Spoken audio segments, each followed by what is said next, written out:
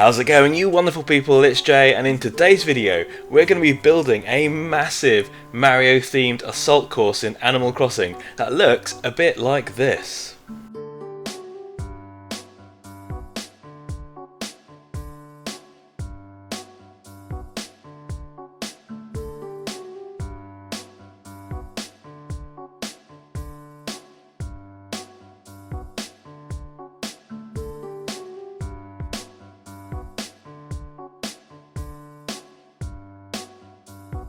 So in today's video we're going to be talking about this crazy Mario themed course, so let's go! Mario themed items, Animal Crossing, a perfect combination. I can't believe Nintendo introduced all these amazing Mario themed items. It has totally revolutionised Animal Crossing for me. It's brought me back into the game after months of starving my villagers for attention. It does have its limitations, but it is super fun for creating incredible new set pieces, bringing a little bit of Nintendo flavour to your island, and we've used it to create a crazy assault course. And here's how it went. I absolutely love the Mario items in the Animal Crossing update. It's brought me back onto the island after months of inactivity. You've got awesome blocks, giant mushroom platforms, coins, mushrooms, and the awesome warp pipes. They add such a unique layer to your island design, and we wanted to use them to create this kind of Mario Party, Mario Kart inspired assault course. Yes, they do have a little limitations, but they do add that Nintendo touch to your designs. We started off with an existing assault course design that you may have seen in a previous video.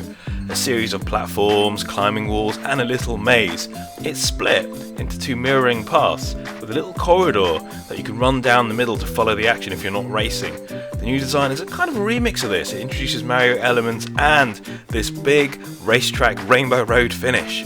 We started off by drawing a few different concepts and ideas on the stream, using classic bricks to break up the paths, coins to act as little hints, and an awesome Rainbow Road idea suggested by Charlie Astronaut. Things like the mushroom platforms and thwomps add that little Mario touch, but unfortunately you can't walk across them or under them. It's so annoying.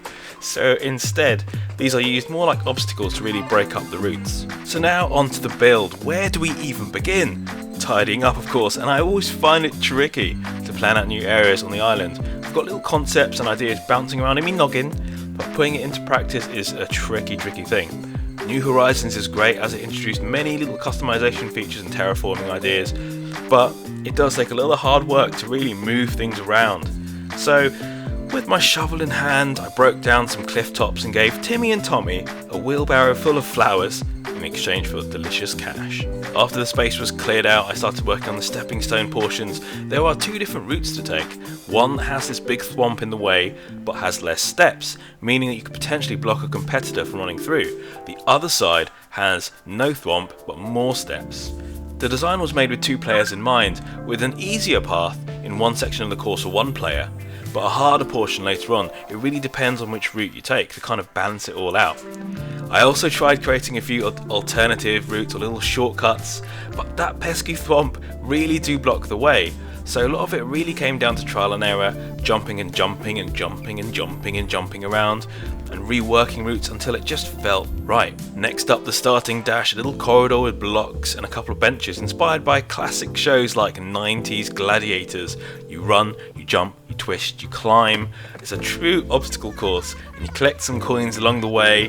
And I also love to signpost the routes with little signs to highlight what kind of obstacle is coming up, so you can get prepared, so you can whip out your ladder, you can get your vaulting pole ready. Kind of streamlines it a little bit and gives the racers a little clue as well. The next section was an elevated stepping stones path complete with little thwomps that block the way, and originally I wanted to have this little shortcut, I don't know if you can see on the screen, where you kind of go below and you dodge the jumping stones completely. You can sneak around and underneath the thwomp, but you can't go underneath the thwomp, so it really just didn't work. And if you take the outer route, it means again more steps but no thwomp. And the inner route means that you do encounter the thwomp, but you can skip and jump past your rival. So it really adds a little bit of dynamic flavour to the different routes. It really started to come together with a block in the previous section to balance out the race for those looking to avoid the thwomps, and I also started to add floating blocks to give it that classic Mario touch, but also to make it a little bit trickier for racers as your viewport is blocked by these floating blocks in certain sections. And to give racers little clues, I dropped little coins across the floating platforms, really make it Mario-like. But being Animal Crossing, it is a painful exercise to place these items, and it took a lot of digging and dropping items and picking up items to make it work, but it was so worth it. Next up, the maze, and who doesn't love a good old-fashioned maze? I already had the brick foundation from the last assault course, so we used a little pattern to mark out where the Mario blocks would fit instead. And I really love planning out paths in this way. It allows you to kind of put everything together before dropping in your props and moving stuff around. And to mask off some of the maze, I added in a little few spots for trees as well. And now to start building the Mario Kart platform too, and to make things a little retro, I added a palette of familiar pop colours with black outlines for that pixel feel. It takes ages and ages to paint this down, but it was so worth it. And with the maze and Rainbow Road sections built, I started to experiment with swamp placements to see where these would most fit. Originally, the design had a fence around the entire thing, but to keep things a little less boxed in, I removed these and had swamps sitting side by side to make the route just a little bit trickier. The final part of the assault course was a pick a pipe section, a handful of pipes, but only one will take you to the flagpole for first place. Originally, I experimented with 8 pipes, but it took 5 minutes, well over 5 minutes to get to the end, so I stripped it back to 6. And we have a winner! And because these pipes are all RNG as well, it really adds a little bit of tension towards the end. Someone that might be lagging behind really has a chance to win. And before we invited our little guinea pigs round, we added a few little extra details, little sticks at the start for racers to stand on to mark their spot, mushrooms, coins and stars to add a little bit of Mario. Now let the races begin. A huge thanks to Susie G-Force, Darth Browner, Sophie Peekaboo, Nintendo Gamer 92, Camo Hack, Rob's Geek Cave, and Charlie Astronaut for taking part. A hugely competitive race, and it's always a bit scary and exciting to see how people will kind of react to it and how they'll try it. We started with 4 players joining the race to begin with everyone else walking down this little centre bit to be able to see the chaos unfold in real time. The pole vault section was definitely a bit tricky, but the maze was a complete breeze for the players. The last section, the pipes, added that RNG and allowed people to catch up as well. Who would be the first person to grab the flagpole? The mighty Alex, of course. It's really awesome playing out against other people because you can discover what works and what doesn't work well in practice. The pole vaulting was definitely tricky. The pipe part made it super tense towards the end, and then we had our semi-finals and runner-up races with just 2 people on the track, and it really becomes super intense, and it's such a joy to see. So there we go, a little glimmer of a Mario Kart, Mario Party themed assault course in Animal Crossing.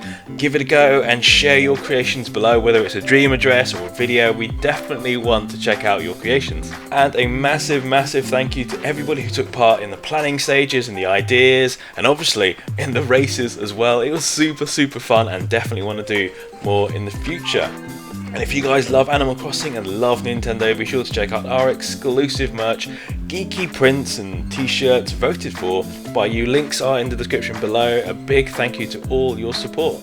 If you found this video helpful, if you liked this video, be sure to hit the like button. If you want to see more Animal Crossing videos, there's a link to a playlist below for all sorts of inspiration and crazy ideas.